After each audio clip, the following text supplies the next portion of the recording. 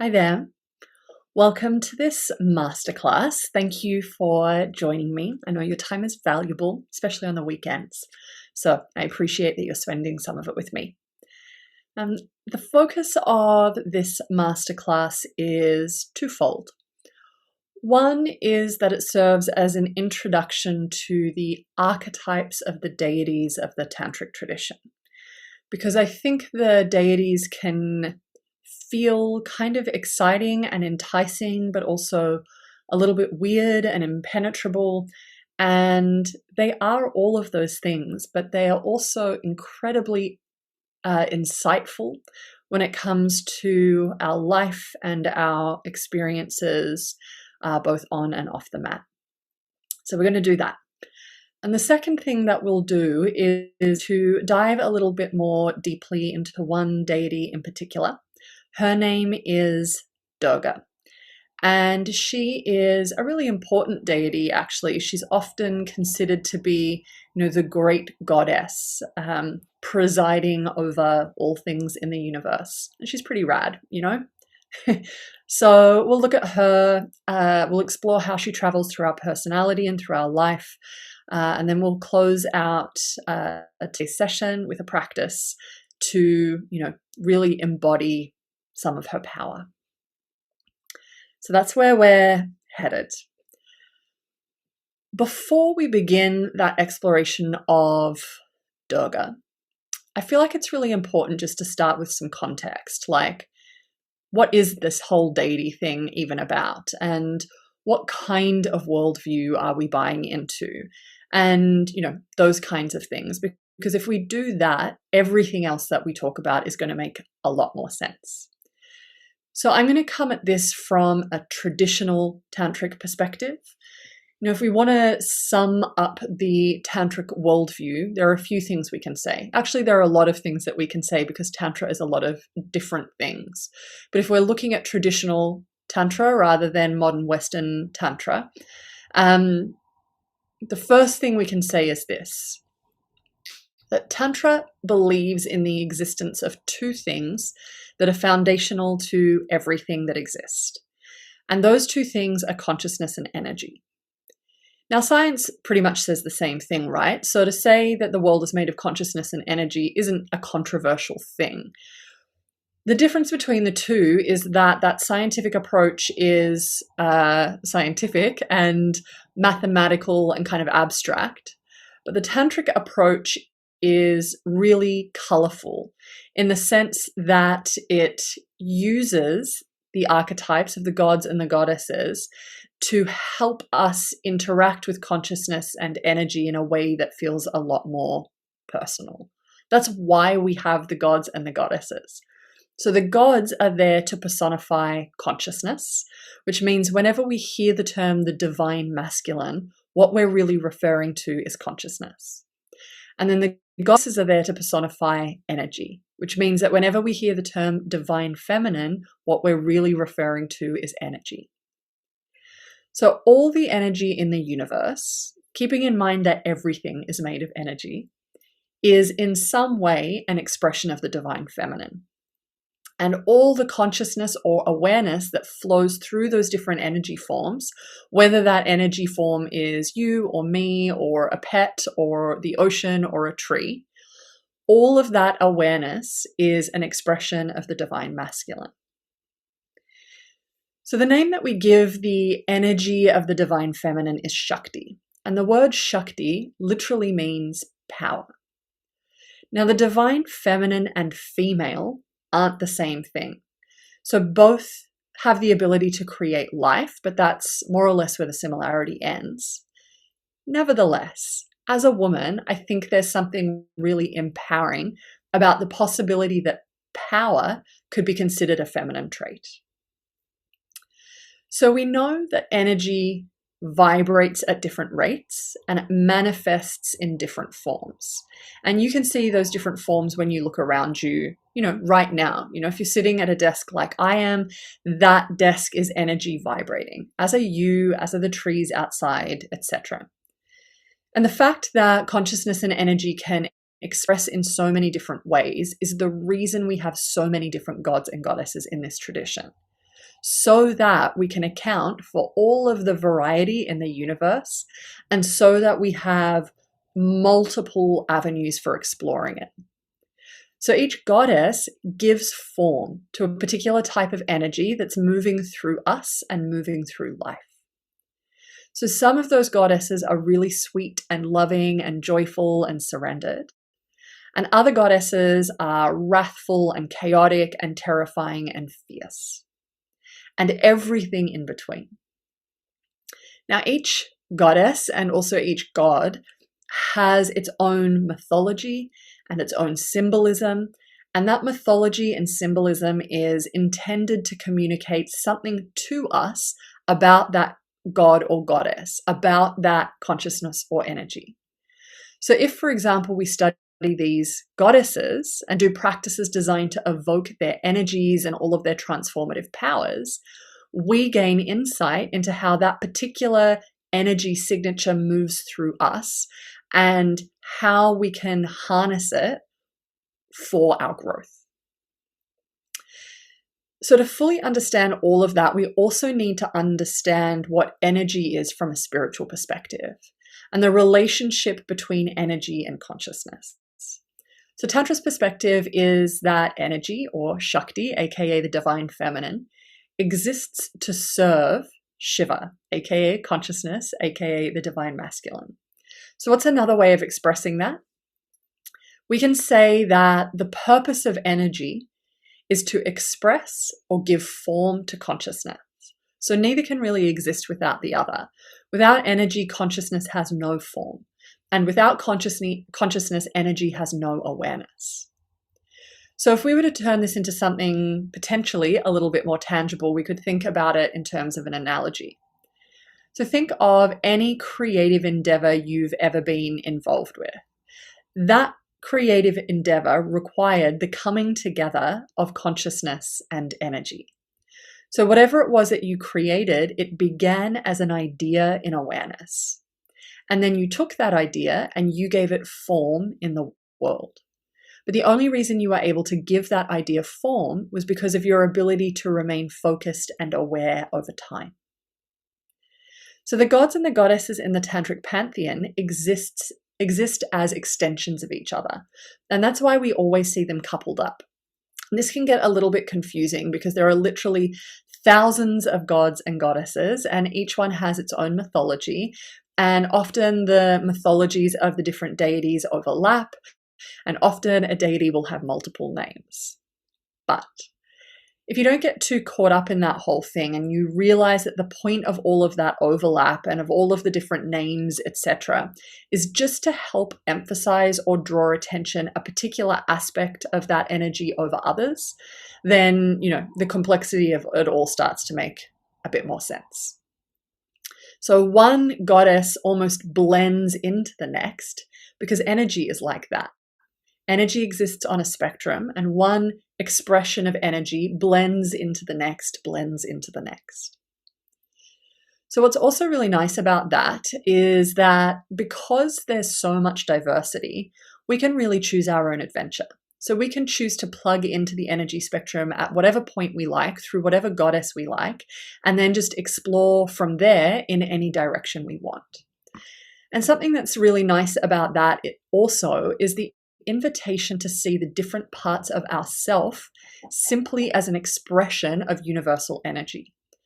So instead of thinking this feeling or experience is mine, we can start to see that this feeling or experience is just energy moving through me for a time. And I think that's a really lovely permission slip because we can let go of the idea that this anger is mine or this shame is mine. And we can let go of the tendency to reject parts of ourselves in the process, which means we have this invitation to embrace everything we experience as something that is A, natural, and B, universal. So to circle back to the whole gods and goddesses thing, remember I said that the gods and the goddesses are paired up. So every god has his consort goddess. How does that work? If we take a simple example, you're probably familiar with the Hindu trinity of gods, so Brahma, Vishnu, and Shiva. Brahma is the creator. His job is to bring things into manifestation. Vishnu is the sustainer. His job is to sustain and protect the things that Brahma creates. And then Shiva is the destroyer. So his job is to dissolve structures that have previously been created so that new structures can be built in their place. So each of those gods represents an aspect of consciousness. But remember, consciousness is inert without creative power behind it. So each of those gods needs a consort goddess whose job it is to give form to the particular aspect of consciousness her god is in charge of. So Brahma's consort is Saraswati. So remember, Brahma is creative, which makes Saraswati the goddess of creative expression, including through things like the arts, but also through the ways that we manifest our reality through the things that we speak. Then we have Vishnu, who's the sustainer, and his consort is Lakshmi. And Lakshmi is the goddess of nourishment and law and abundance. And then we have Shiva, the destroyer, and his consort is Parvati, who also takes form as a range of different warrior goddesses, like Durga, and also like Kali. So from the perspective of the Shakta tradition, which is a tradition that places the goddess at the center of everything, we also have the great goddess, Mahadevi, who sits behind all of the other deities and empowers their functions. So the other thing I just want to emphasize again is that in the context of this discussion, when I say masculine and feminine, I don't mean man and woman. So we're using gendered terms, but we're using them to describe a non-gendered reality. We all contain the divine feminine and the divine masculine inside of us, regardless of where we sit on the gender spectrum. And that's because we're all made of consciousness and energy. So that also tells us that our interest in the divine feminine should hopefully extend beyond an experience of feminine flow. Feminine flow can be really lovely, but to truly take a tantric worldview and to really take that worldview to heart, we need to embrace both the bliss and the grit. Because Shakti, remembering that Shakti is just power, expresses in ways that are both creative and destructive. So because we have the full spectrum of energy moving through us, we also have the energy of all of the goddesses moving through us. And some will flow really strongly, others less so. Some will be more prominent at certain times in our life or in the face of certain experiences. You get the idea. So hopefully that kind of sets the stage a little bit. And now I want to zoom out a little bit wider. So goddesses appear in this tradition, and I'm using the term this tradition pretty loosely at the moment, but they appear in the tradition as early as the Vedas. And the Vedas, as you probably know, are considered to be humanity's oldest known spiritual literature, and also essentially the birthplace of the yogic and the tantric traditions. But it wasn't until way later that the tantric tradition emerged. And it wasn't until approximately the 6th century CE that the divine feminine took a central place in a stream of tantric practice that we know as the Shakta tradition. That's not to say that goddesses weren't present or worshipped before that. They were. But if we look at the literature, they don't become prominent until then. And it's roughly around that time that we see the emergence of a text called the Devi Mahatmyam, which has the goddess at the center of everything, including the center of a complete path of spiritual practice. And in the Devi Mahatmyam, Durga is the ultimate expression of that goddess. And so we'll talk about that briefly. To understand the Devi Mahatmyam, we need to understand how Indian mythology works. And so Sally Kempton, who you may have heard of, she's written a lot about this stuff. She has a really beautiful way of describing how this mythology works. And what she says is that the purpose of Indian mythology is to explore the battle between light and dark, within ourselves and also within the world. And that battle is personified as a struggle between two groups of divine beings. The light beings go by the name of the Devas. So these are the gods and the goddesses, and Deva literally means the shining one. And the Deva's enemies are known as the Asuras. And Asuras are like anti-gods or demons. Now, in lots of ways, the Devas and the Asuras are quite similar. They're both extremely powerful, they're both gifted fighters, both have kind of magical powers and abilities. The big difference between them really is just the way they choose to wield that power. So the Devas consider themselves to be keepers of Dharma and goodness, and what they represent for us is our highest self. And the Asuras represent our ego and all of the destruction that it causes when it's left unchecked. So they are really focused on power and accumulation and conquest. So the Devas and the Asuras, they also form part of this cosmic hierarchy. So more powerful than them are the trinity of gods we talked about earlier, Brahma, Vishnu, Shiva, and their consorts, which is why in the mythology we very often see the Devas running to Brahma, Vishnu, and Shiva for help, because they recognize that there are powers at play in the universe that are greater than them. So how is this relevant for us? We are both the Devas and the Asuras. There are times when we operate with a sense of discernment and a commitment to our highest self, and then there are other times that we operate from our own Asuric energy through greed and pride and selfishness.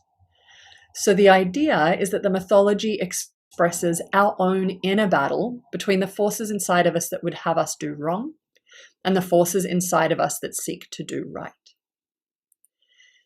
So when it comes to the Devi Mahatmyam, the Devi Mahatmyam is a text that describes 3 cosmic battles. And this is what's playing out, this battle between the Devas and the Asuras, between our own inner light and shadow. So each of the battles in this text is a battle to overcome a particular expression of Asuric energy that lives inside of us and stops us from showing up in the world from the place of our truest potential. So the first battle in the text is actually a battle to overcome tamas. Tamas is necessary for manifestation and embodiment in the world, but it's also a force for darkness and stuckness and concealment. And so the first battle is to overcome that, and the deity that presides over that battle is the goddess Kali. The second battle is a battle to overcome Rajas, and the deity that presides over that battle is the goddess Lakshmi. And then the third battle is the battle to overcome Sattva, and it's presided over by the goddess Saraswati. And then Durga, as a representation of the great goddess, kind of shapeshifts her way through the entire story and through all of the battles. Now, the Devi Mahatmyam is a really very cool text. It could be my favorite. And yeah, it could be my favorite. I'm actually about to launch a course on it, so I don't want to go into too much detail about the text here, but maybe what I'll do is, if you stick around until the end of this, I'll tell you a little bit more about it at the end. But for now, let's move on to Durga. So aside from being a key player in the Devi Mahatmyam, Durga is a goddess, one of the consorts of Shiva, who represents strength, particularly inner strength and protection. So myths about Durga, like in the Devi Mahatmyam, usually involve these stories of her kind of charging into battle on a lion. And we'll talk about the significance of that a little bit later. But immediately that gives us a sense of her strength. But the idea isn't so much that she's a battle goddess necessarily. She's meant to be a symbol of power, like the power to change, the power to do hard things, the power to move forward, the energy that powers our spiritual awakening. So in the Devi Mahatmyam, she embodies this warrior energy really viscerally. So in the second battle scene, she actually shows up after the Devas call on Brahma, Vishnu, and Shiva to help them defeat this Asura who's like stolen their kingdom and is wreaking havoc through the whole universe. And how she manifests is that Vishnu and Shiva become so angered by what the Asura is doing that this mass of light bursts from their faces, and Durga steps out of that light all radiant and queenly, and also as a conglomeration of all of the combined powers of the Devas. What's important about that, though, is that although Durga is a strong energy and a fierce energy, she isn't a violent energy. Her intention is always really compassionate. So in this instance, for example, the deities needed help and they asked for her help, and that's why she's stepping in. So remember also how the devas are a representation of our highest self and the asuras are a representation of our ego. Now, I'm sure you can think of times in your life where you've been trying to do the right thing or trying to make positive change or trying to take the high road, but your ego has gotten in the way. So think of a time when that's been the case and you've just been like, give me strength to do this thing. And then you've experienced that surge of energy you've needed to, fight the good fight and do the thing you needed to do. That's what that moment in the Devi Mahatmyam is about. Durga is that surge of strength and energy. So she's there because she's just trying to help us do that big work. She's getting us out of trouble, particularly the trouble that we create for ourselves, through those internal manifestations of our own asuric energy. She's helping get us out of the trouble created by our own selfishness and our jealousy and our prejudice and our anger and, all the ways that we crave to have power over other people. What she's also helping us to do is to strengthen our inner Devic energy. Our capacity for love, our capacity for devotion, our compassion, our forgiveness, all of those really lovely things that just quite naturally pour out of us when we're operating from the best version of us. So the word Durga actually literally means fortress. So if you think about a fortress, it's a place that is protected and is difficult to overrun. Because our highest self is something that needs to be protected. It needs to be difficult to overrun.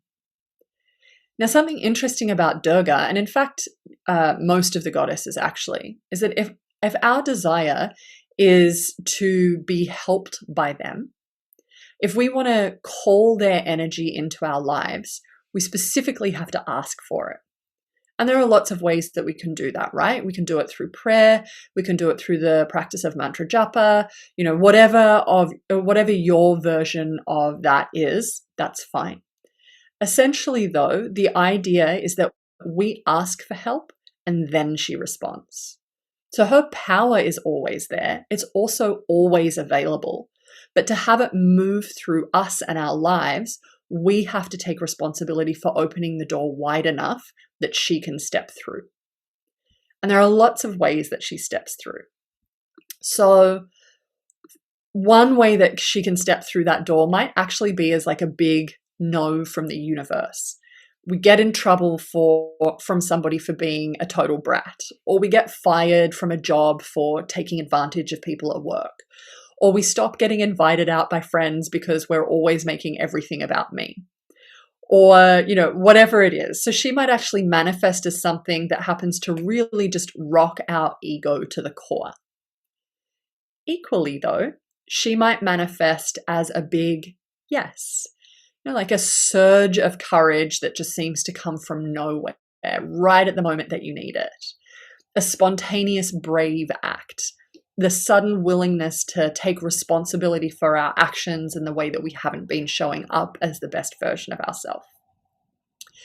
She could also manifest as, if you think about when you've been listening to a podcast and the words hit just right and they just inspire you to do the thing. Or when the same things happen when you've been watching a movie or reading a book. Or your friend has said something to you that just really pierces through your stuckness. Or you just have a spontaneous intuition or insight about something important.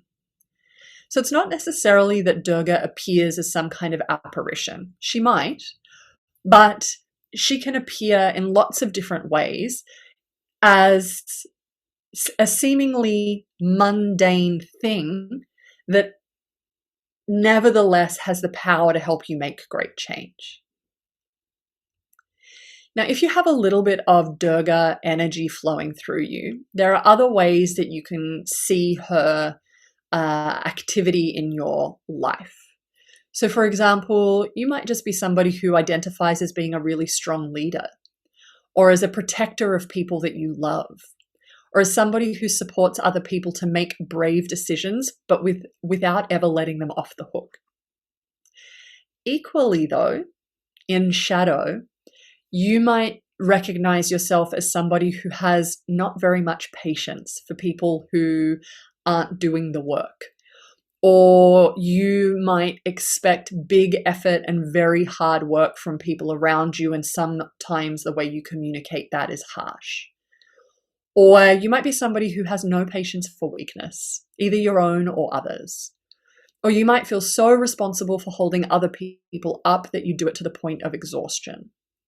Or maybe you have a savior complex. Maybe you micromanage. Perhaps your inner critic speaks really loudly, or perhaps you are quite vocal in your criticism of other people. Equally, though, you might be drawn to activism. You might really be somebody who fights for the underdog, who protests for big change. You might feel a really strong sense of social responsibility and be quite vocal when it comes to issues that you really care about.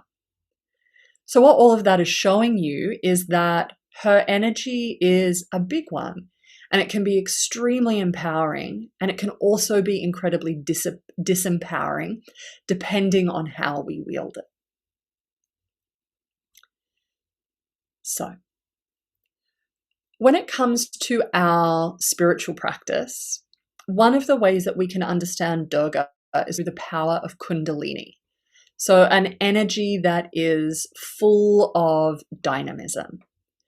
When we, inverted commas, awaken Kundalini, what we're really doing is taking our unrealized potential and realizing it.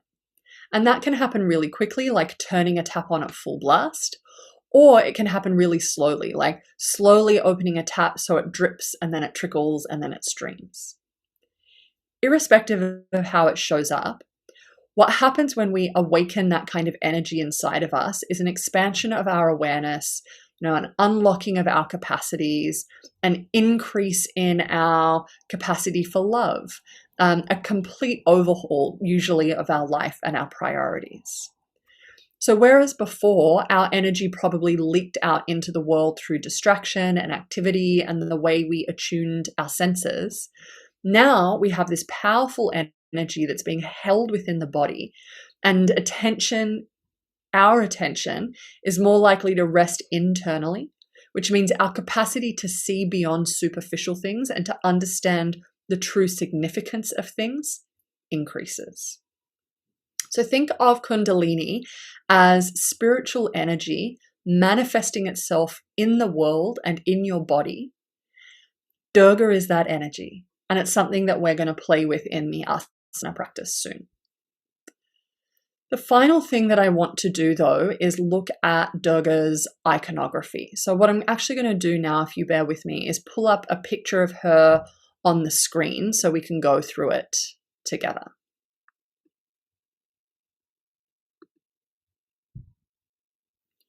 So hopefully you can see that clearly enough.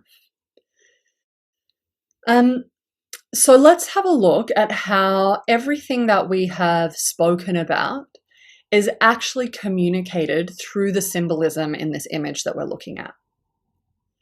So the first thing to note is that Durga is often referred to as Trayambake, which is the three-eyed goddess.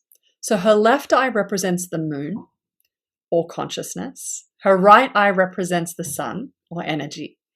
And then the third eye, the central eye, represents fire, this power of Kundalini energy.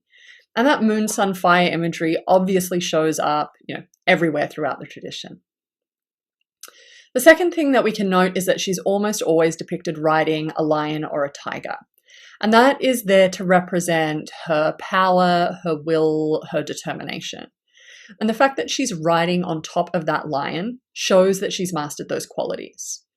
You can also see that she's in this position that's quite confident and quite bold. So the pose itself is called Abhya Mudra, which basically means freedom from fear. So the next thing to note is that she's pictured holding a conch or a shell. And that symbolizes pranava, so cosmic sound. So sometimes that's also referred to as Om, or as the field from which the mantra Om emerges. Then you can see that she's holding a bow and arrow, and that represents energy. And the fact that she's holding them both in one hand is showing that she has mastery over all types of energy. So she has mastery over kinetic energy, so that's movement energy, but also energy in its potential form. What you can also see in this picture is that she is carrying a lotus in one hand, but the lotus is not in full bloom. So the lotus is a symbol for success and the attainment of spiritual knowledge, but the lotus that she carries, not blooming fully, communicates that while our journey has certainly begun, it isn't finished yet. So for that lotus to bloom, we have to stay committed to the work that we're doing, even when we find ourselves wading through the mud that the lotus grows in. What's that mud? Our lower asuric tendencies. So the next thing that she has is a discus, and that discus spins around her finger. And what the point of that is to show that the entire universe is spinning around her as the central axis. So remember, Durga is a manifestation of Mahadevi. She has a sword, which is the cutting power of discernment. And she has a trident, which symbolizes the three qualities of tamas, rajas, and sattva. And that's significant, right? It's, Taylor Swift calls them Easter eggs. Something that kind of signposts important parts of the journey going forward, and also something that's explored fully in the Devi Mahatmyam. So let me stop my screen share.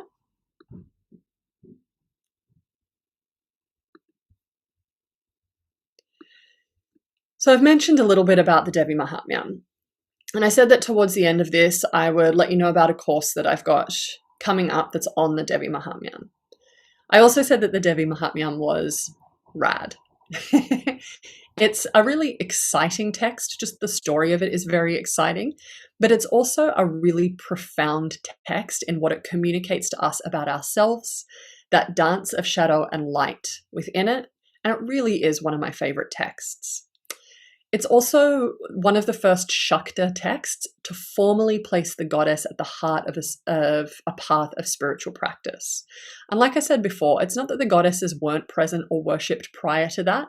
They also appear everywhere through different texts, but they never appear until that time front and center. So it's quite cool for that reason.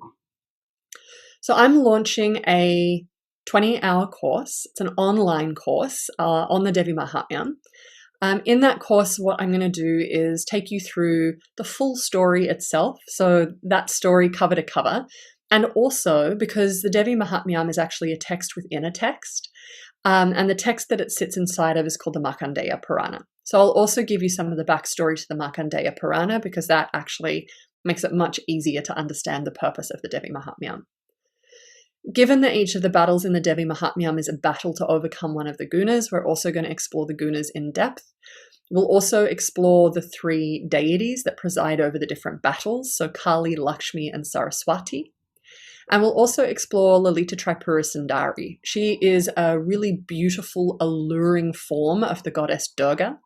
So she is sort of a goddess that equally sits at the very heart of the Shakta tradition, and she's just a delight. Also in that course, we're going to practice together, obs. So I'm going to take you through 6 full-length practices as part of the course. So 3 of those practices will be focused on the gunas and strategies to overcome them energetically within practice. And then 3 of those practices will be there to give you an embodied experience of some of the qualities of the goddesses that we're exploring throughout the text. So if you're interested in that, we start on the 13th of June. You can work through the course at your own pace. You'll have the content for a year. And what I also think I would like to do, just as a hey, thanks for hanging out with me this weekend, is offer you a bonus, a discount, a thing. So the full cost of the course is $250 US. But if you sign up, and I'll pop a link actually for this below, using the link below this video, you'll get 20% off the course. So I think that should take it to, my math is terrible, but USD $200. So if you sign up using the link below the video, and you do that in the next week, so before the 4th of June, then that'll totally be a thing. Yeah, like I said, it's just the coolest text. And I'm actually really excited to share it because we so often look at, Patanjali's Yoga Sutra or the Bhagavad Gita or something like that. And there is a spectrum of life and universe and practice that sits outside of those texts. And this is a really beautiful way to discover some of it.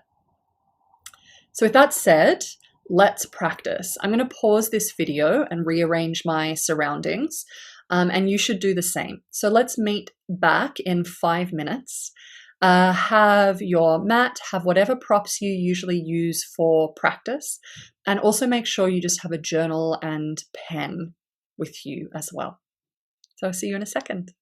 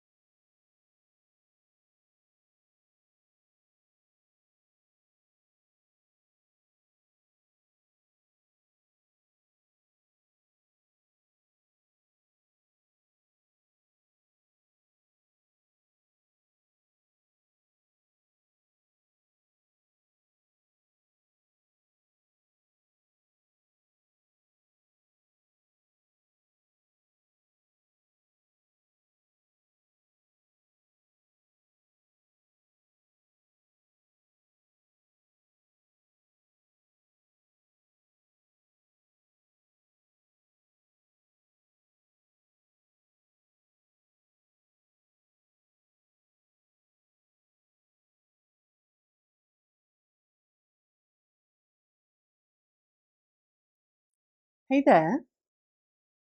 Space transformed. I hope yours is too. So let's dive into this practice that is designed to cultivate a little bit of Durga's power.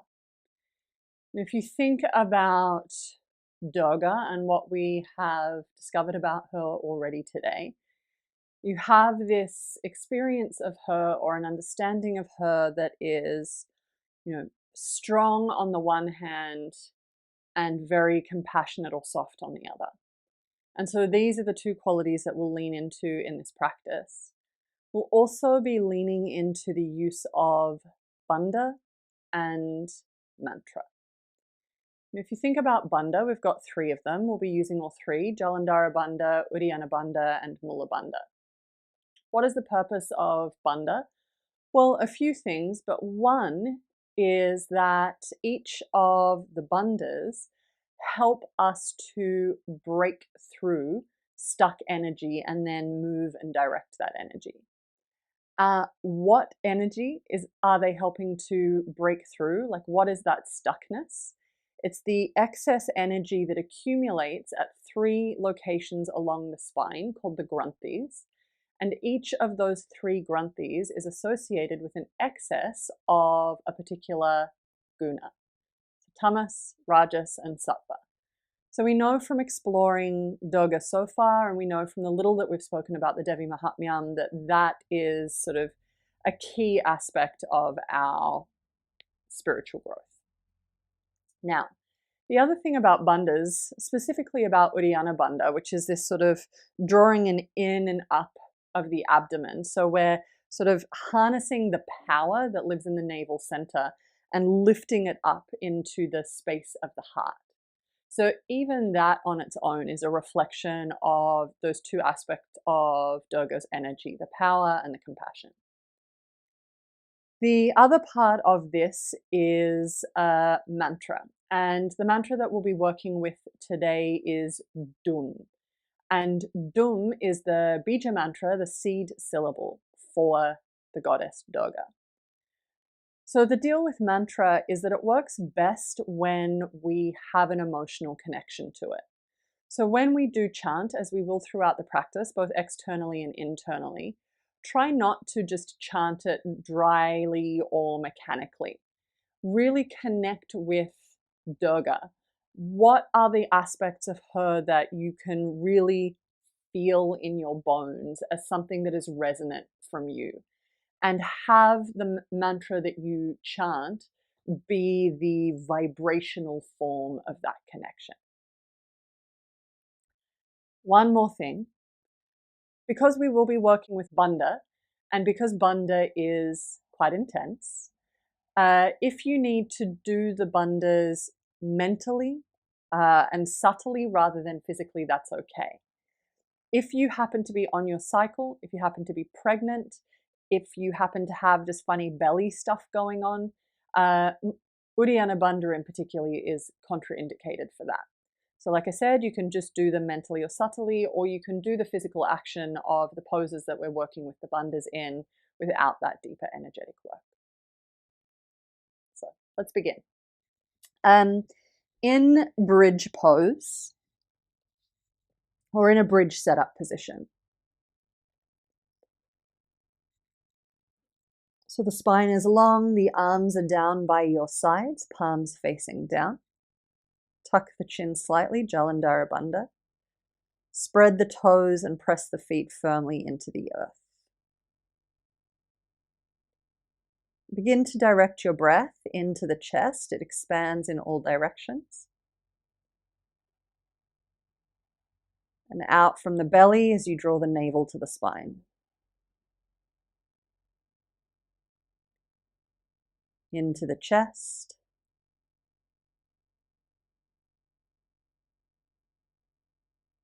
Out from the belly.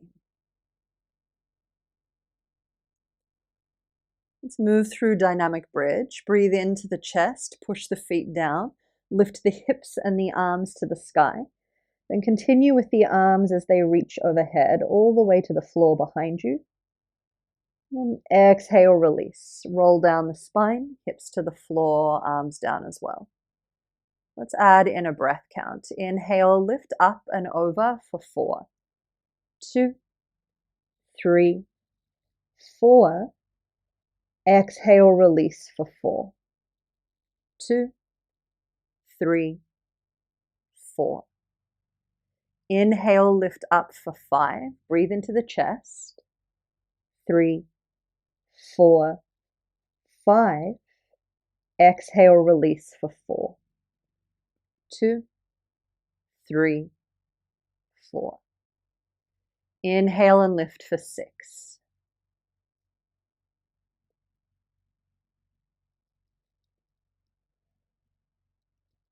Exhale, release for 4. 2 more rounds on your own. Extend the inhale to 7 and then 8. Keep your exhale at 4.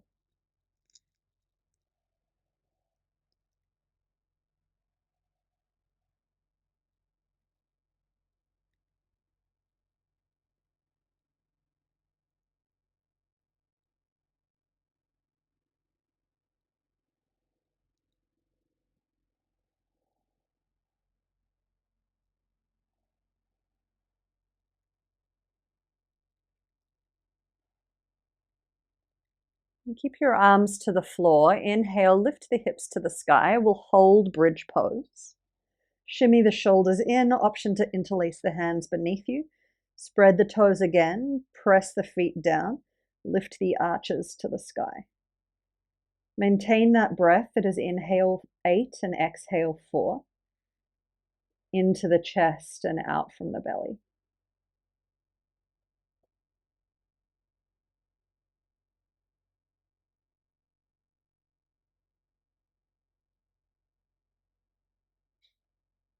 Take one more breath in. And release the hands. Exhale, roll to the floor.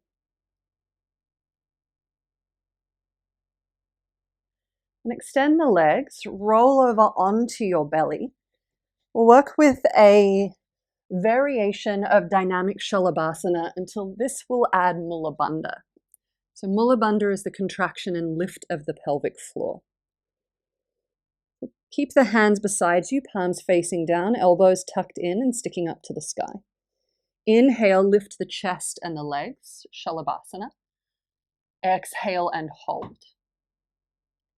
Inhale, widen the legs, stretch the feet apart. Exhale, squeeze the thighs together, engage mula bandha, so contract and lift the pelvic floor. Release mula bandha. Inhale, stretch the feet apart. Exhale, engage mula bandha, lift the pelvic floor, squeeze the legs together. One more time. Breathe in. And out. Hold here. Inhale, lift everything higher. Exhale, release everything to the floor, right cheek to the mat, arms by your sides.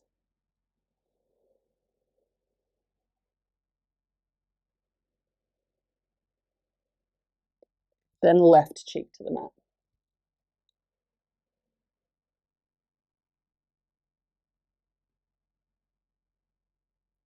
Nose to the floor, palms flat on the ground on either side of the ribs. Breathe in. And exhale to child's pose, but keep the knees together. Hips to heels, belly to thighs. Stretch forward through the fingertips as the forehead touches the floor.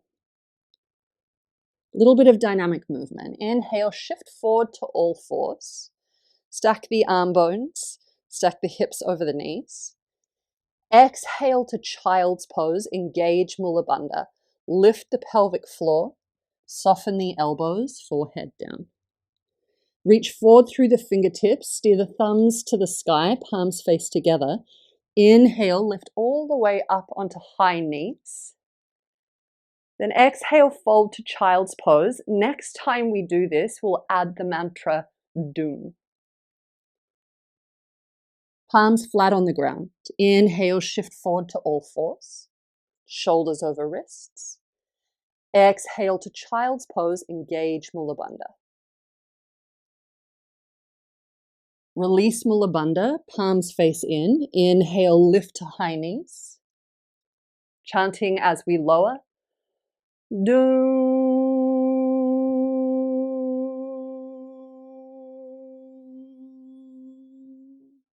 Palms flat. Inhale, shift forward.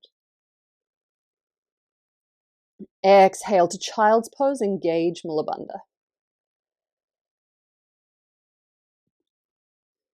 Release Mula Bandha, palms face in. Inhale, lift to high knees. Lowering down.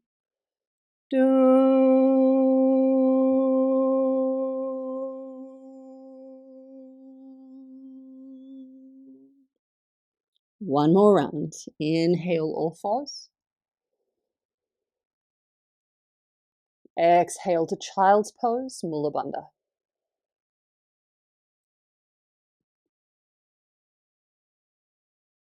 Inhale, high knees.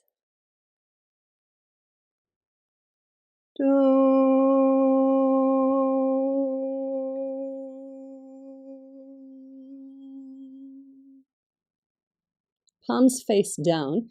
Inhale, shift forward to all fours. Exhale, tuck your toes under. Lift the hips for downward facing dog. Push through the palms. Brace through the shoulders. Reach your chest for your thighs. Working dynamically here. Inhale, lower the knees to the floor. Stretch the collarbones forward. Lead with the chin slightly. Tuck the chin, hold here, exhale fully. Gently preparing for Uddiyana Bandha in the future. Hold the breath out. Press back to downward facing dog. And as you do, gently suck the belly in and up until you start to feel that shift in sensation in the abdomen. Release the belly, lower the knees, inhale. Stretch the chest forward. Draw the chin forward. Hold here, exhale, tuck the chin in.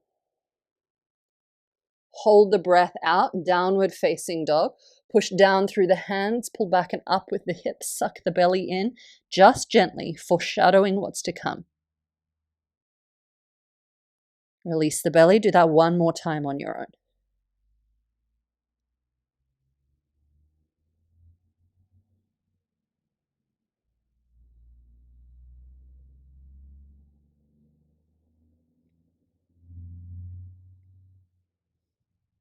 Then hold downward facing dog.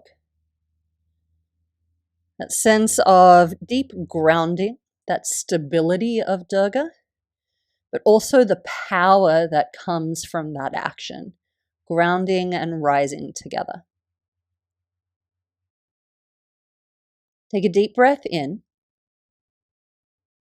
and exhale fully. And as you exhale, step your right foot forward in between the hands. Spin your back heel on a 90-degree angle. Inhale, open out. Virabhadrasana 2, Warrior 2. This is just a transition point. Push through the front foot, straighten the front leg. We'll come into a variation of triangle. Lower your left arm down, palm facing out. Reach your right arm high. Breathe in here. Then exhale towards triangle pose. Stretch over that right leg. Bring the hand to the shin. Inhale, sweep your left arm all the way overhead. Find that diagonal line. Tuck the chin as you gaze up underneath the arm. Exhale, bring that left arm by your side, palm facing out. Pause as you reach forward through the right hand. Inhale, rise to standing. Let's do that again. Exhale, extend over that right leg. Bring the hand to your shin. Spiral the chest to the sky as you inhale, sweep the arm overhead. Tuck the chin in, reach through the crown of the head. Exhale, bring that left arm by your side, palm facing out. Pause as you reach that right arm forward. Inhale to rise. One more time, this last one is a hold. Exhale, right hand to shin. Inhale, sweep that left arm overhead and hold. This is a little bit uncomfortable for the neck. You can look down towards the floor.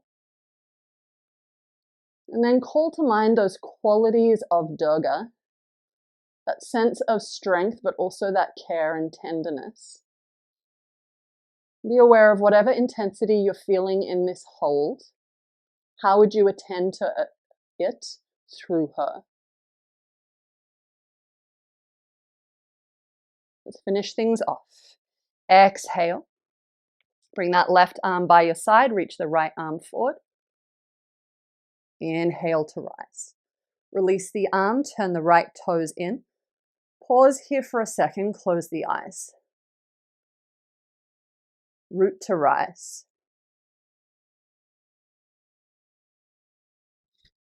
Let's set up for the second side. Turn your left toes out. Reach your left arm to the sky. Keep the right arm down with the palm facing out. Breathe in. And exhale, extend over the left leg. Bring the hand to the shin. Draw the belly in, lift the chest high. Inhale, reach that right arm overhead. Pull through the wrist and the elbow. Exhale, right arm by the side. Palm faces out. Reach that left arm forward. Inhale to rise. Exhale, left hand down. Inhale, right arm over. Exhale, left arm by the side, right arm by the side, reach the left arm forward. Inhale to rise. This one's a hold. Exhale. Inhale, reach it overhead and pause. Push down firmly through both legs. Draw in firmly through the belly. Spiral deeply through the chest and breathe. Stable and soft.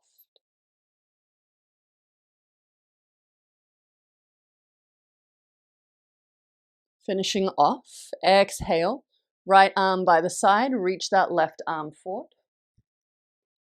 Inhale to rise. Turn the left toes in, release that arm. Close the eyes and breathe.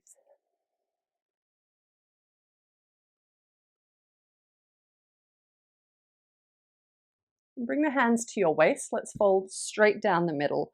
Breathe in, lift through the crown, and then exhale to fold. Work dynamically in this pose with the mantra. Hands to the floor or perhaps your blocks directly underneath the shoulders. Inhale, halfway lift. Keep the chest broad, the chin tucked in. And exhale, fold straight down the middle. It's time, inhale, halfway lift. Chanting Doom as you exhale and fold. Doom.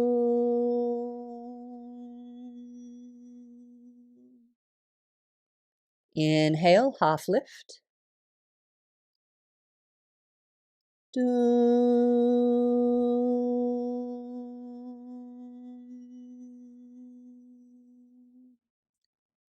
Inhale.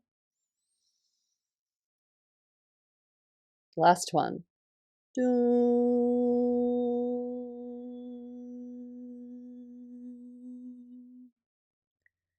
One more bonus round. Inhale. This time, take the mantra internally. Exhale and feel the vibration of Durga within you, keeping that emotional connection to her.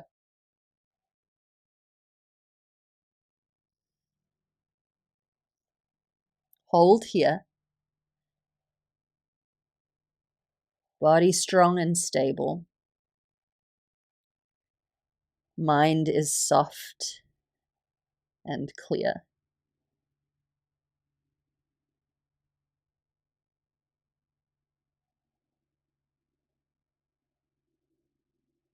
And inhale, halfway lift.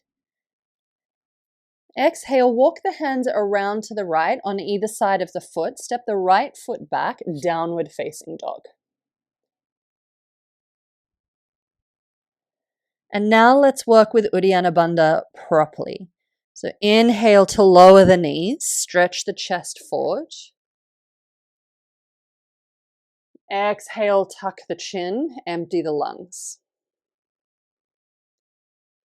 Hold the breath out, lift the hips, Uddiyana Bandha. Relax the abdominal muscles, but suck the belly contents in and up under the rib cage.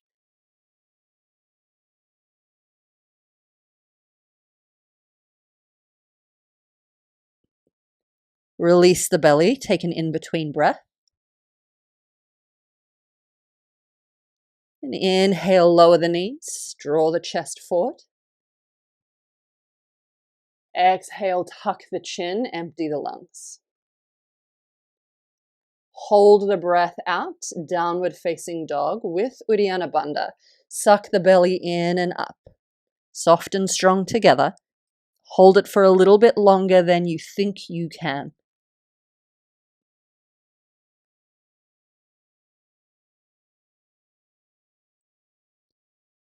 Release the belly. Take yourself through 2 more rounds on your own. All of that stuff that keeps you stuck, offering it into the fire of the abdomen, into that part of you that is capable of melting limitations.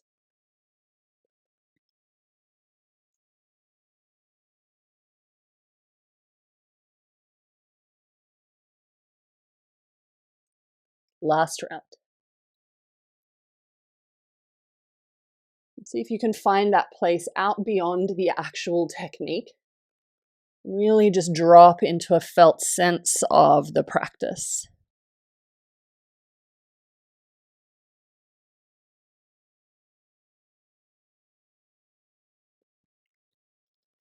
The end of this round, hold downward facing dog, relax the breath.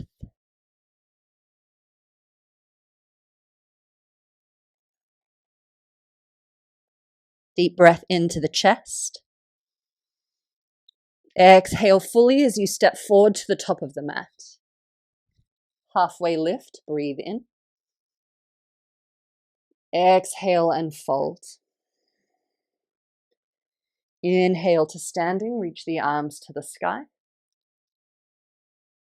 Arms by your sides, Tadasana. Let's move some of that energy we've generated through Uddiyana Bandha through the body using Surya Namaskar A. Inhale, arms up. Exhale to fold forward. Inhale, half lift. Exhale, step back, high plank. Breathe in at the top. Exhale, lower to Chaturanga. Inhale to your back bend, either up dog or cobra. Downward facing dog, exhale. Take a few breaths here.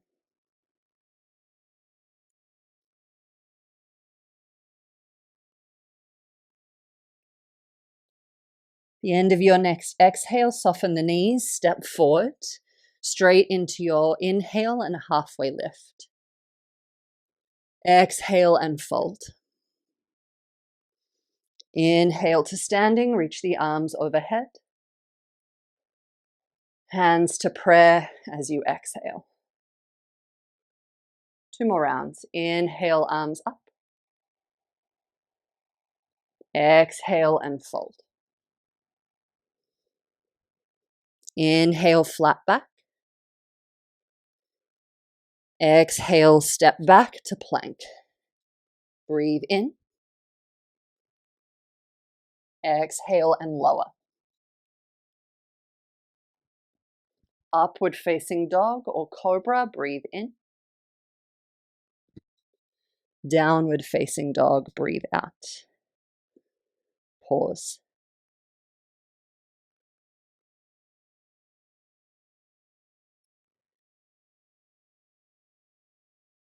The end of the exhale, look forward, step forward. Halfway lift. And fold. Inhale to rise. Hands to prayer. 1 more round on your own.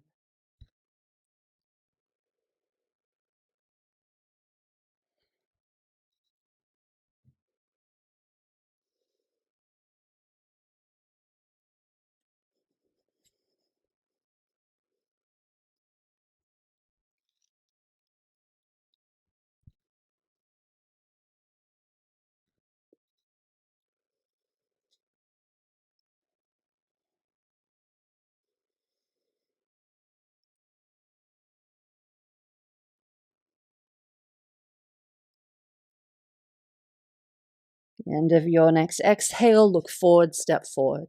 Halfway lift. And fold.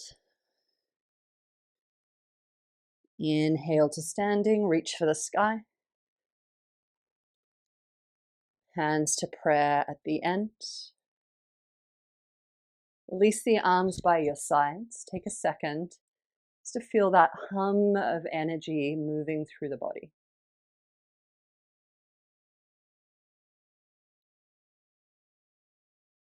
Step your left foot back. You're going to come into a twist, directly into a static hold. Back foot on a 45-degree angle. Square the hips. Bring your right hand to your low back with your palm out and your left arm to the sky. Breathe in. Exhale, fold, front ribs in, keep the chest open. If you need to soften the front knee, please do. Bring the left hand to the floor or a block underneath your left shoulder. Inhale, halfway lift.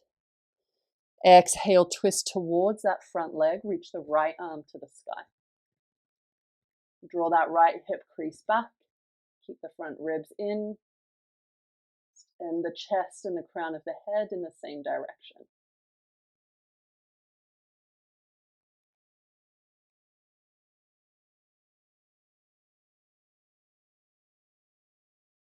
Move to the floor, inhale, release that right hand, halfway lift.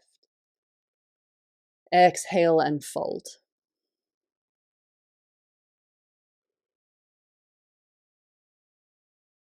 Bring hands to the low back, palms facing out. Inhale to rise.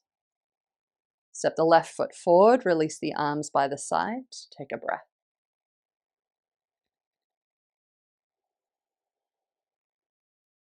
Second side. Step the right foot back. Square the hips, left hand to your low back, right arm to the sky. Inhale. And exhale to fold over that front leg. Keep the chest open, the spine long, space between the vertebrae. Right hand to the floor or block underneath your right shoulder. Inhale, halfway lift. And then exhale, twist, this time to the left. Reach your left arm to the sky. Feel that spiraling action of the spine, the compression of the belly, the softness and steadiness of the breath and your attention.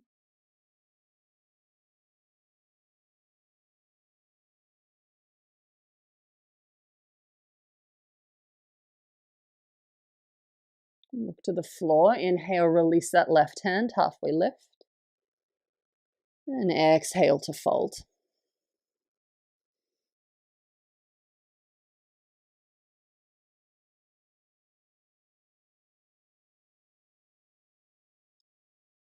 And release the hands to the low back, palms out. Inhale to rise. Step the right foot forward, release the arms by the side. Take a breath.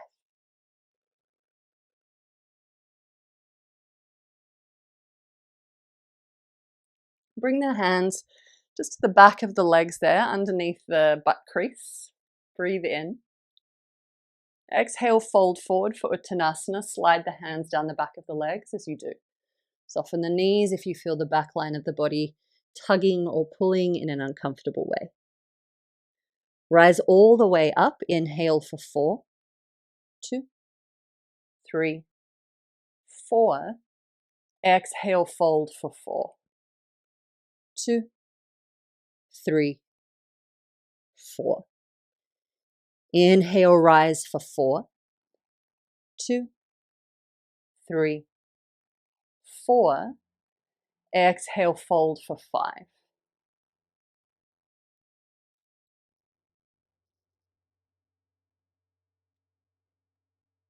Inhale, rise for 4.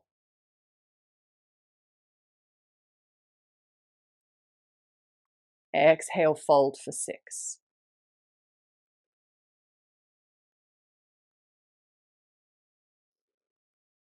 Two more rounds. Extend the exhale to 7 and then 8.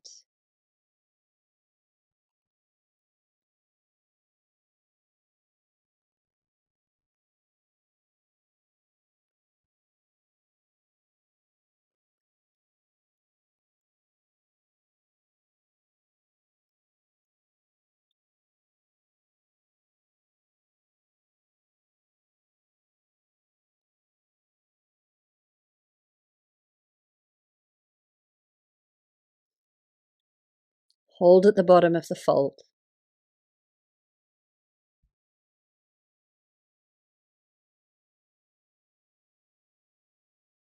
Inhale, halfway lift. Then exhale, step back to downward facing dog. Hold your downward facing dog. Breathe into the chest. As you exhale, engage Mula Bandha. Contract and lift the pelvic floor. Continue to hold Mula Bandha as you breathe in. Hold it as you breathe out. Keep breathing in this way with Mula Bandha on the whole time. Starting to feel that frizz and lift of energy in the pelvis. Breaking through Brahma Granthi, that excess of tamasic energy.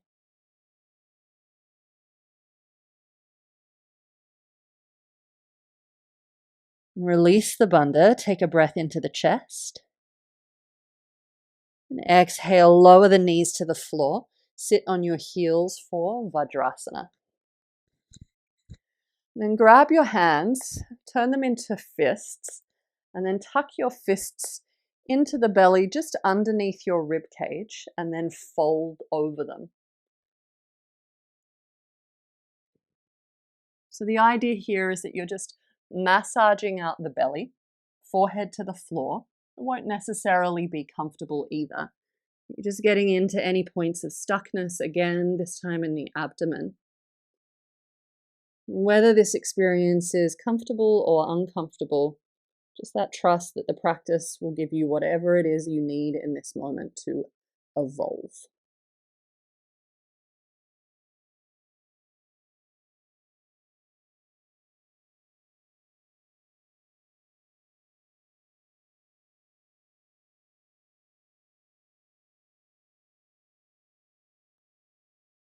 Just a couple more breaths like this.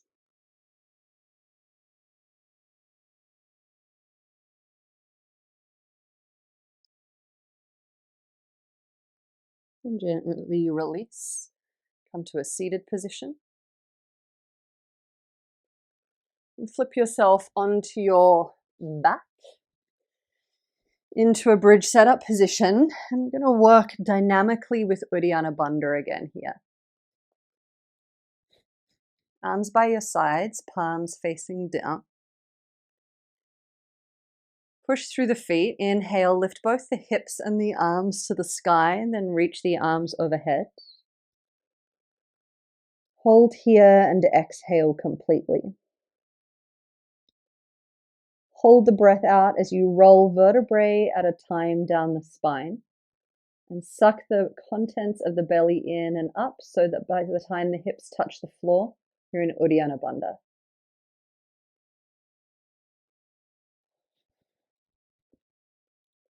Release the belly, take a deep breath into the chest. And exhale, lower the arms down by the sides. Let's go again. Inhale, lift everything up and over. Hold here and exhale fully. Hold the breath out as you lower down, rolling down for the bandha.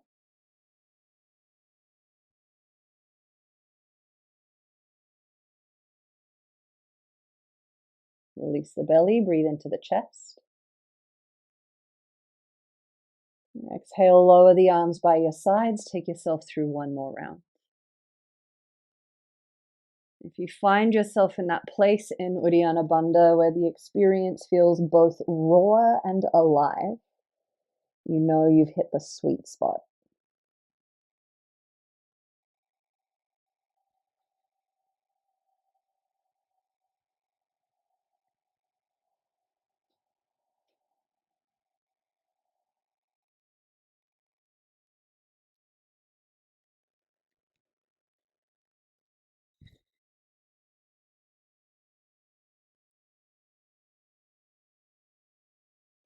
Take a second at the end, knees together, feet wide. Be aware of that energy, that power that's building.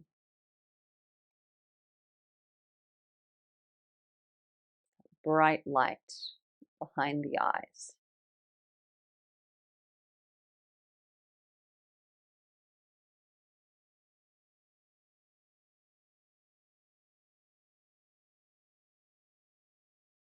Plug the knees into the chest.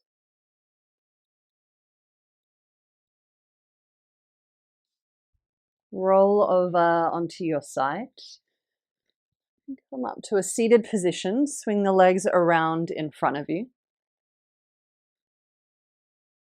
Take a second to be here. Stability of the body, stillness of the mind, softening of breath and effort.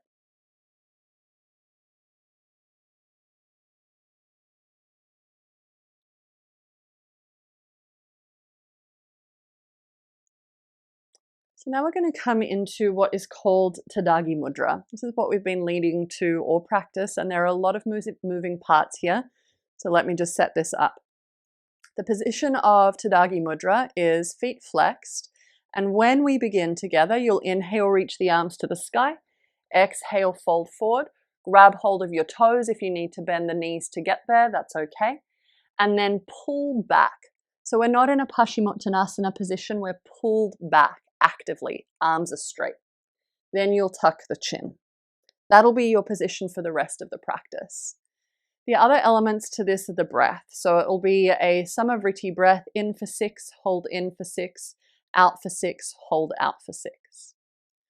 First round, as you exhale, you'll engage Mula Bandha. As you hold the breath out, you will maintain Mula Bandha and add Uddiyana Bandha. Jalandhara Bandha is already on. Just before you begin to inhale again, you will maintain Mula Bandha, release Uddiyana Bandha, and then breathe in. So forevermore, Mula Bandha will be engaged and Uddiyana Bandha will be on during the exhale retention and off at all other times. The final piece of this puzzle is the mantra. So every time the breath is held out, all 3 bandhas are engaged, you will experience the internal pulsation of dum, dum, dum in the abdomen. That's where we're going. I will talk you through the whole thing. Sit up tall, flex the feet. Inhale, reach the arms to the sky. Exhale, fold over the legs, take hold of the big toes, pull back actively, tuck the chin in. Lengthen through the crown of the head, press down through your sit bones, take a deep breath into the chest and out from the belly. And inhale for 6, 2, 3, 4, 5, 6. Hold the breath in, drop your awareness into the heart. 3, 4, 5, 6. Exhale fully, start to engage Mula Bandha. 4, 5, 6. Hold the breath out. Mula Bandha, Uddiyana Bandha, Jalandhara Bandha, and the pulsation of dum in the abdomen.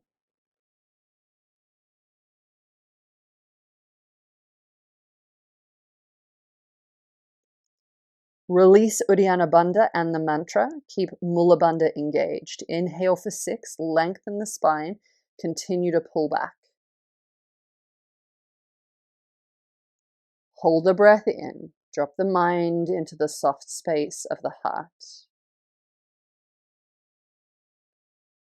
Exhale fully, making sure that Mula Bandha is still engaged.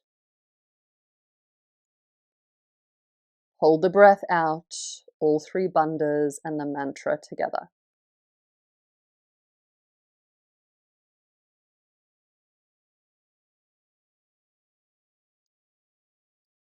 Release Uddiyana Bandha and the mantra. Take yourself through one more round. You'll feel the friction of the part of you that is in the process of becoming, but also tap into the peace of the part of you that is already there.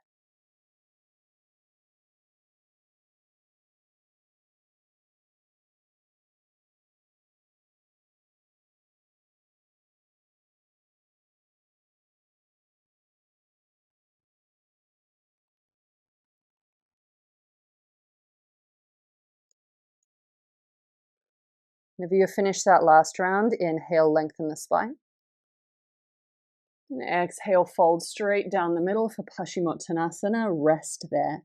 No fidgeting, no fuss. Just the raw experience of energy moving within.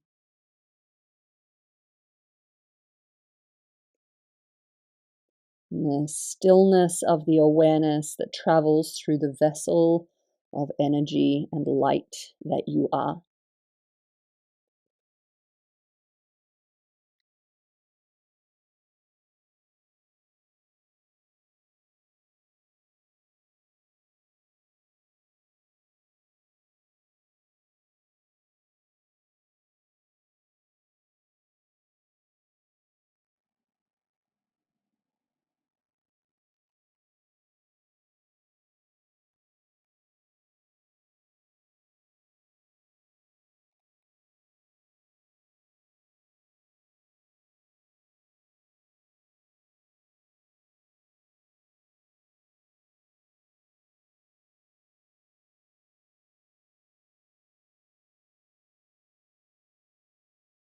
Walk the hands in, come to a seated position.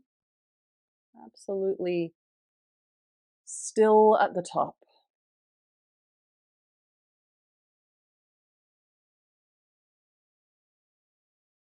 Lie down onto your back. Pull the knees into the chest. Bring the soles of the feet together. Allow the knees to fall open wide. Hold on to the outer edges of the feet and draw the feet towards the chest or the face. So it's not necessarily that we're going for a huge stretch here, just that we really want to give the pelvic floor a chance to release and relax. And you a chance to do the same before Shavasana.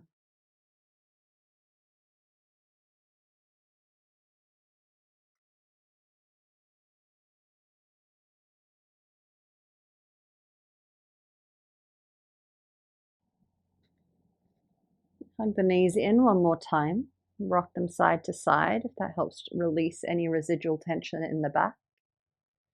And come directly into Shavasana. If you need back support, slide a bolster under the knees. Arms by the sides, palms facing up.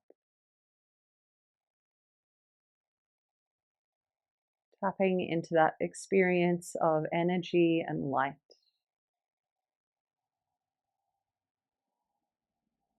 Feel that something luminous is starting to emerge from within.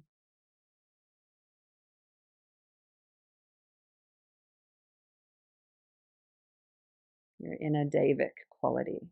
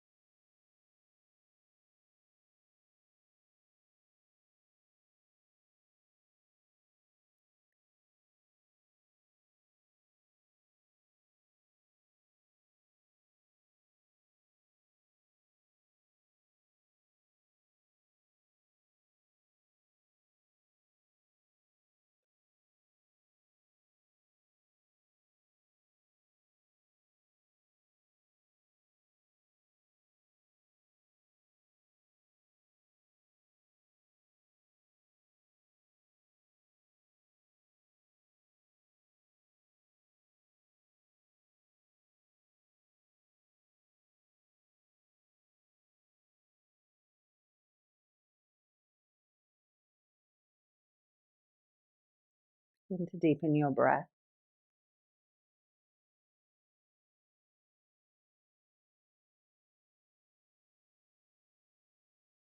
And some gentle movement to fingers and toes. Roll your head from side to side.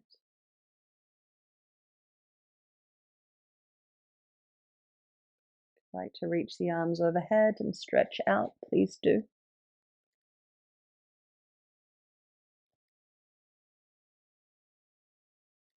Plug the legs into the ground, roll off onto the side, curl up there in a ball.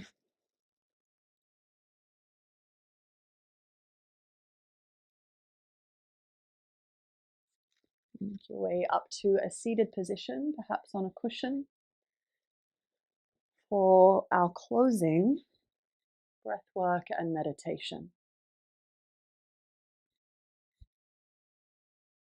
Sit up tall, make sure you're comfy, there's lift and space through the low back. Close the eyes. Bring your attention to the nostril tips. Feel the breath at the nostril tips as you breathe.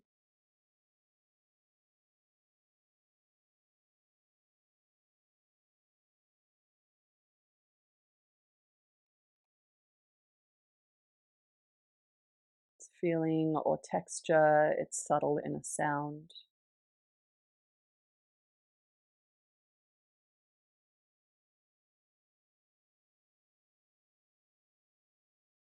Inhale, trace the breath up in two streams to a midpoint in the midbrain. Exhale and trace the breath from that single point in the midbrain down to your two nostril tips. Inhale from nostril tips to midbrain.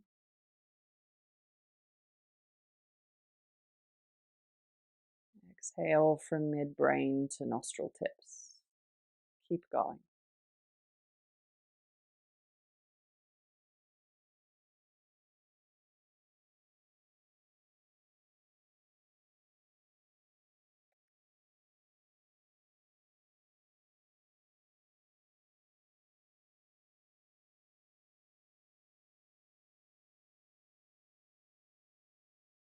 Notice very subtly a wave of energy or light riding the movement of the breath.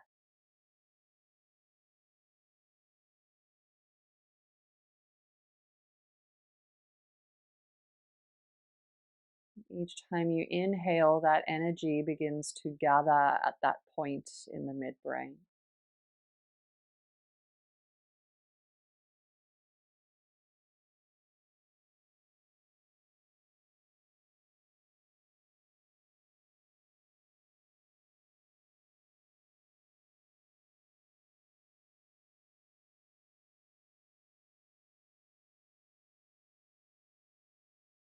Continue to gather that energy, that light in the midbrain, but we'll shift the dynamic of the breath. Transition into mental alternate nostril breathing. You direct the breath through one nostril at a time, using just your will and intention. Breathe out. Inhale through the left nostril only.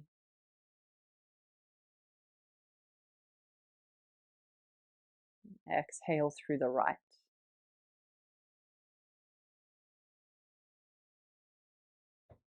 Inhale through the right nostril only.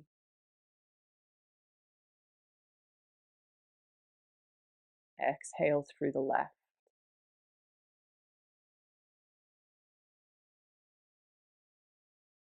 In left.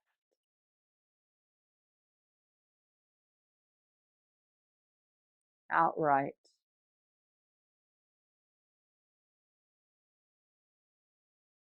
In right.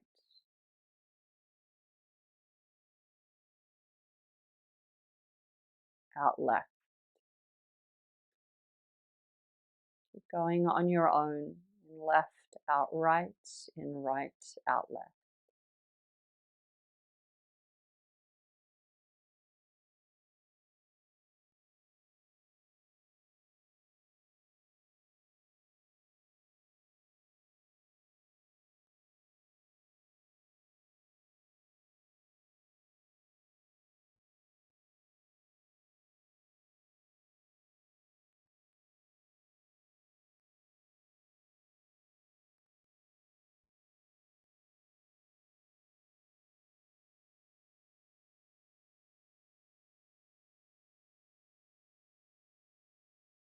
One more round.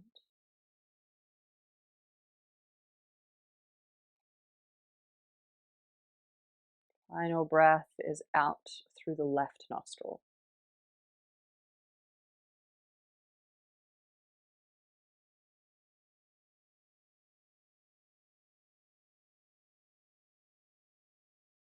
Rest your awareness at that point in the midbrain,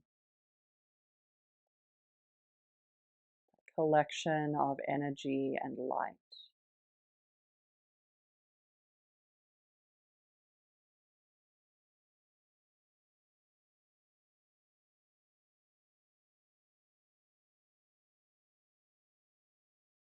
As you continue to focus on that energy and light,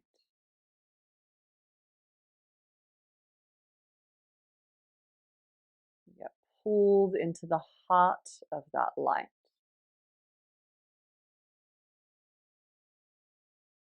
Place where that light is brightest and most condensed.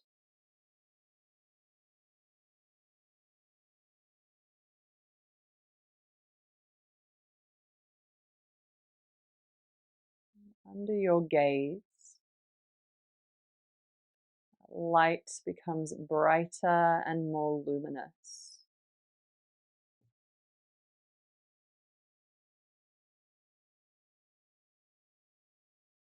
Until it becomes so bright and luminous it actually bursts into flame.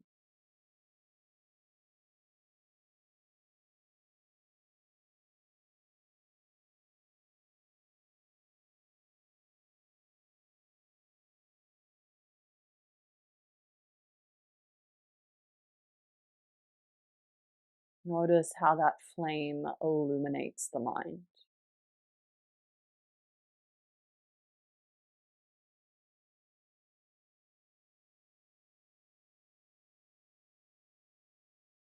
And then notice that the flame begins to move, traveling slowly down the spine.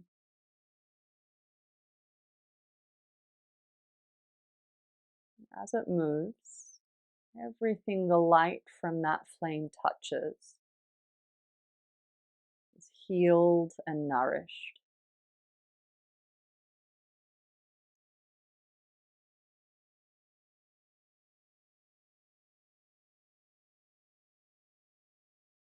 Eventually, that flame becomes anchored in the navel.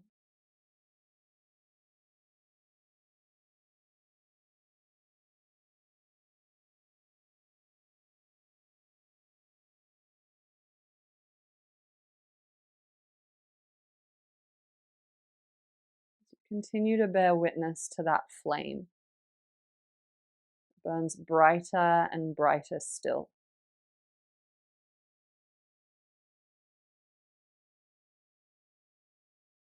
Until it becomes so bright and so intense that it bursts again, this time into a powerful blaze.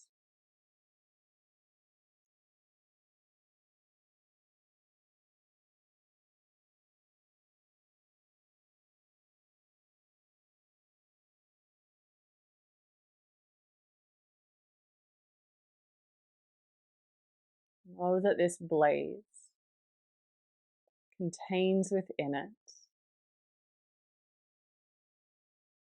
your power, your strength,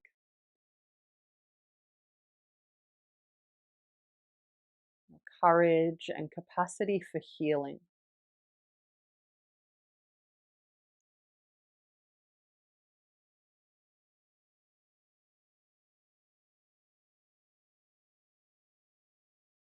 Know that you are that fire.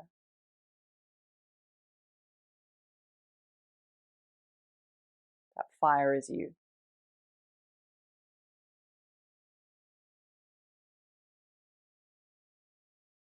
It transforms your sense of self.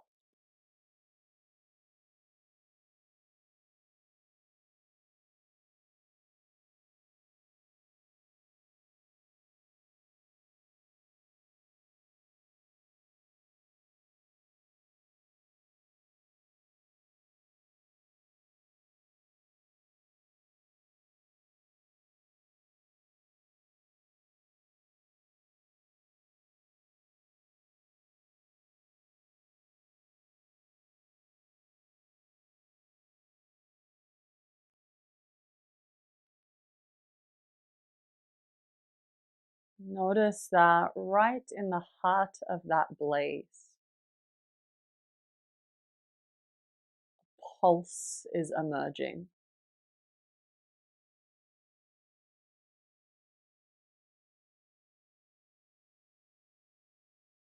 You recognize that pulse. The silent pulsation of the mantra Doom.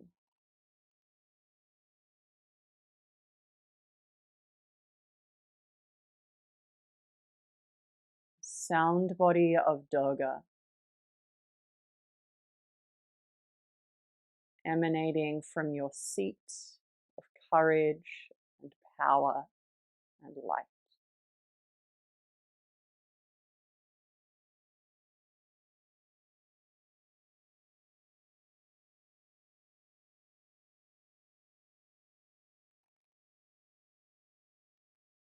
Stay with that pulsation now.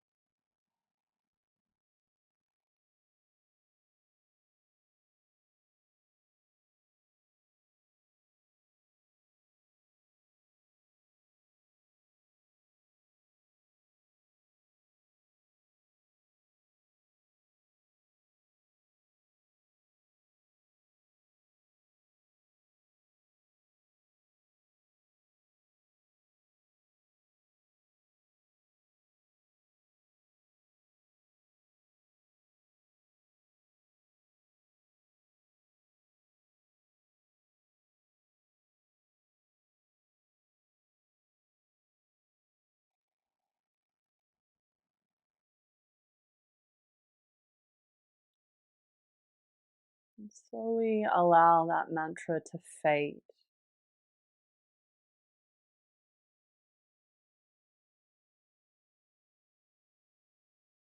And in the space that it leaves,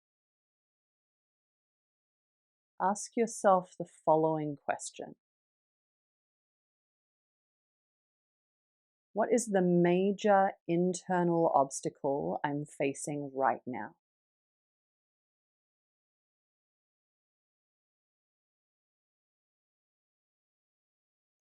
The major internal obstacle I'm facing right now, whatever it happens to be.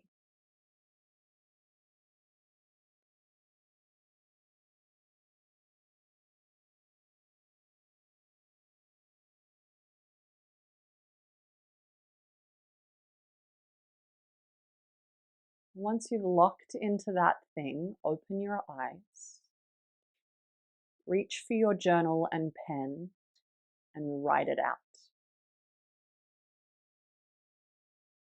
Don't overthink it. right until there's nothing else to say.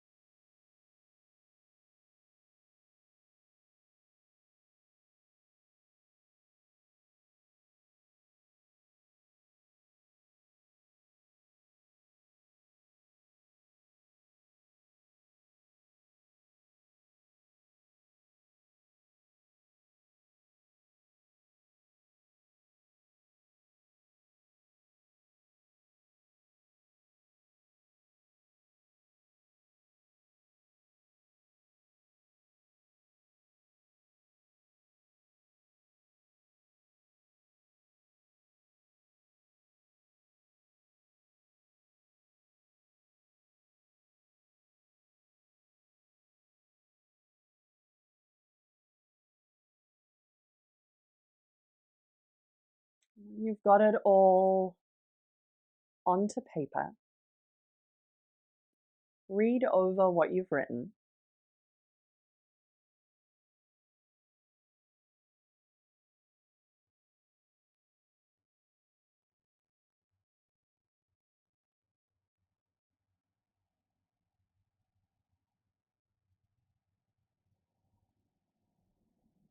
And here's what we're going to do. We're going to finish up this class now.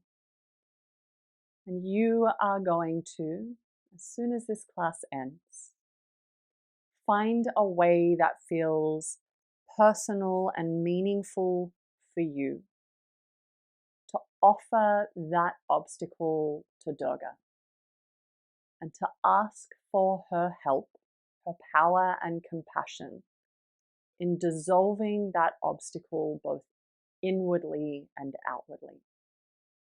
Doesn't matter how you do it, as long as it holds weight for you. And that's how we'll transition out of our time together and into the rest of the weekend. So, thank you for joining me. If you have any questions, please feel free to reach out and ask. I love to hear about your experiences always, so if you want to share any of them, please do.